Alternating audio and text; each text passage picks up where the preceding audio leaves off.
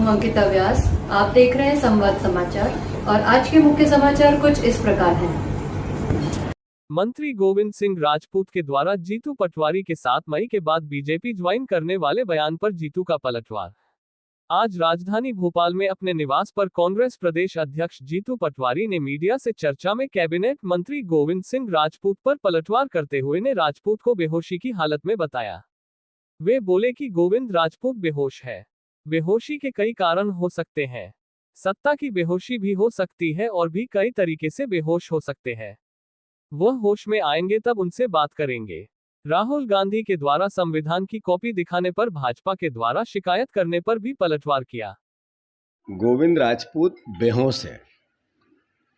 बेहोशी के कई कारण हो सकते हैं। सत्ता की बेहोशी भी हो सकती है और तरीके की बेहोशी भी हो सकती है। वो होश में आएंगे तब बात करेंगे।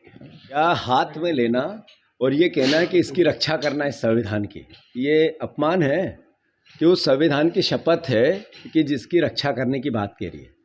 70 साल की 75 साल की आज़ादी के बाद देश में बहस है लोकतंत्र बचाने की, आरक्षण बचाने की, संविधान बचाने की, वोट के अधिकार को बचाने की। ये फ्रीडम मीडिया का ये बना रहे, इसको बचाने की बहस है देश में। अगर देश का आम नागरिक ये सोचता है कि मेरे मौलिक अधिकार खतरे में आ गए, राजनीतिक अधिकार खतरे में आ गए, देश का आम नागरिक ये सोचने लगा कि हमारा आरक्षण खतरे में आ गया, बाबा साहब अंबेडकर का अपमान हो रहा है, बीजेपी इससे बच नहीं सकती है, अपना मुंह नहीं छुपा सकती है। अनंत हेगड़े हैं, अयोध्या के सांसद हैं, जो अरुण गोविल जो भारतीय जनता पार्टी के प्रत्याशी हैं, ऐसे कई तमाम सैकड़ों लोगों ने संविधान को बदलने की बात कही है। वो बीजेपी के हैं और बीजेपी में है, बीजेपी के प्रत्याशी हैं। देश के प्रधानमंत्री, देश के गृह मंत्री आदरणीय मोहन यादव जी तीनों सफाई दे रहे हैं कि संविधान कोई खतरे में नहीं है। ये स्थिति निर्मित क्यों हुई? ये इसलिए हुई, आरक्षण खतरे में है देशवासियों। क्यों? प्राइवेटाइजेशन जितना हुआ उसको सरकारी उपकरण को बेचा गया, उसका आरक्षण था, सरकारी उपकरण थे, आरक्षण पद्धति से वहाँ व्यवस्था बनती थी। बीजेपी ने बेचा, नरेंद्र मोदी जी ने बेचा, इसी सरकार ने बेचा, तो वो आरक्षण समाप्त हुआ या नहीं हुआ? अरे बैकलॉग के पद नहीं भरे जाते हैं तो ये आरक्षण पे खतरा है कि नहीं है? अरे आपने इस देश में 30 लाख नौकरियां नहीं भरी, 30 लाख केंद्र की नौकरियां हैं, तो वहाँ आरक्षित वर्ग का आरक्षण खतरे में है या नहीं है? तो ये कहना कि आरक्षण खतरे में नहीं है, फिर धूल झोंकना है। 10 साल बाद देश के नरेंद्र मोदी जी की भावना पवित्र थी, तो ये बहस क्यों है? और 75 साल के आज़ादी के बाद देश के ये बहस, ये बातें क्यों चल रही है? मैं मानता हूँ, फिर से मीडिया से मैं अपील करना चाहता हूँ, प्रार्थना करना चाहता हूँ, हम आपके फ्रीडम की लड़ाई लड़ रहे हैं, आपके लेखनी की ताकत को बनाने की कोशिश कर रहे हैं।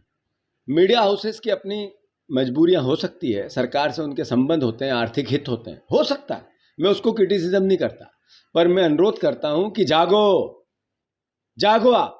एक दिन कहीं चाइना की मीडिया नहीं बन जाए, सरकारी मीडिया, तो आपका क्या होगा? जैसे हमारे अधिकार जा रहे हैं, मौलिक अधिकार जा रहे हैं, आरक्षण जा रहा है, राजनीतिक लोकतांत्रिक अधिकारों का हनन हो रहा है, वैसे मीडिया के अधिकार पे भी प्रहार है। तो मेरा आप सबसे अनुरोध है, इस अभियान में आप भी शांत हो। प्रधानमंत्री कह रहे हैं जब तक वो जिंदा है, जब तक मुसलमानों को धर्म के आधार पर आरक्षण नहीं मिल सकता है। प्रधानमंत्री जी के पास 10 साल में बताने के लिए कोई सकारात्मक पहलू नहीं है। उनके पास मंगलसूत्र है, नफरत है, घृणा है, बंटवारा है, जातिगत और धार्मिक बातें करके वोट लेने की पहल है। कभी 10 साल पहले वो कहते थे सबका साथ, सबका विकास, सबका विश्वास। क्या भूल गए वो नारा? वो भूल गए कि पूरा भारत मेरा परिवार है, 140 करोड़ लोग मोदी परिवार। भूल गए ये बात? वो भूल गए ये बात कि इस देश में जो 10 साल का प्रधानमंत्री इतने बड़े बहुमत के बाद, जब लोगों के परिजन मर रहे थे कोविड में, अपना भाई कोई खोता था, अपना पिता खोता था, आप कहते ताली बजाना है, तो पूरा देश ताली बजा रहा था। आप कहते थाली बजाना है, पूरा देश थाली बजाता था। मेरा प्रधानमंत्री वो भावना भूल गए और नफरत और घृणा परोस रहे हैं वापस प्रधानमंत्री बनने के लिए। देश देख रहा है, सबक सिखाएगा। सलमान खुर्शीद की भतीजी ने वोट, गृह मंत्री जी, आदरणीय गृह मंत्री जी, आदरणीय मुख्यमंत्री जी, मैं अभी 10 साल की बच्ची के साथ भारतीय जनता पार्टी के नेताओं ने झाबुआ जोबट में रेप किया, कार्यकर्ताओं ने किया। मैं फिर से दोहरा रहा हूं, मैं उसके परिवार से मिल के आया, मेरे पे आपकी सरकार ने FIR कर दी है। क्यों मिल के आए? अभी आदरणीय मुख्यमंत्री जी, भोपाल में एक 8 साल की बच्ची के साथ रेप हो गया। क्या आप जागोगे? प्रदेशवासियों देखो, ये जिन बेटियों के साथ रेप होता है उनके परिवार से मिलने पर FIR करते हैं। ये राजनीतिक अहंकार की पराकाष्ठा नहीं तो क्या है? मिलने भी नहीं देंगे उससे जिसके साथ अत्याचार हुआ, और अत्याचार करने वालों को बचाएंगे। ये व्यवहार मेरी सरकार का है। कृपया करके मोहन यादव जी, चुल्लू भर पानी में डूब मरो। आपकी सरकार को भी लेके वो डूबना। आप गृह मंत्री भी होते, अत्याचार अनाचार जब होते हैं तो मुख्यमंत्री मुस्कुराता कैसे है, ताली कैसे बजवाता, भाषण कैसे देता है? आप रोज भाषण देते हैं, बजाओ ताली, इसलिए कि आपकी मेरी बेटियों के साथ बलात्कार होता है, इसलिए बजाएं ताली।